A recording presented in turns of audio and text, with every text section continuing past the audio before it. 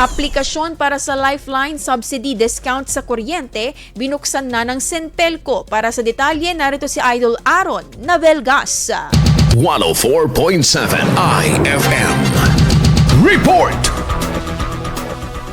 Binuksan na ng Central Pangasinan Electric Cooperative Incorporated o Senpelco ang aplikasyon para sa mga kwalipikadong benepisyaryo ng libreng bayarin sa kuryente sa ilalim ng Lifeline Subsidy Discount alinsunod sa ipinalabas na Resolution No. 2 Series of 2026 ng Energy Regulatory Commission o ERC. Batay sa resolusyon, ipatutupad ang Uniform National Lifeline Subsidy at Rate para sa implementasyon ng Lifeline Program sa ilalim ng Section 73 ng Republic Act 9136 o ang Electric Power Industry Reform Act of 2001. Maaring mag-apply ang mga benepisyaryo ng Pantawid Pamilyang Pilipino Program o PORPIS na pasok sa consumption threshold na itinakda ng ERC. Gayon din ang mga marginalized end users na nasa ilalim ng poverty threshold na itinakda naman ng Philippine Statistics Authority. Basta't taglay nila ang mga kwalifikasyon at wala sa mga diskwalifikasyon na nakasaad sa batas. Ang mga aprobadong benepisyaryo ay maaring makatanggap ng 100% diskwento sa kanilang buwanang bayarin sa kuryente kung hindi lalampas sa 50 kWh ang kanilang konsumo kada buwan. Hinihikayat naman ang tanggapan ang mga interesadong aplikante na bumisita sa alinmang tanggapan ng Senpelco para sa karagdagang impormasyon at gabay sa proseso ng aplikasyon. Kasama mo sa IFM Dagupan, Idol Aaron Navelgas sa TAC IFM.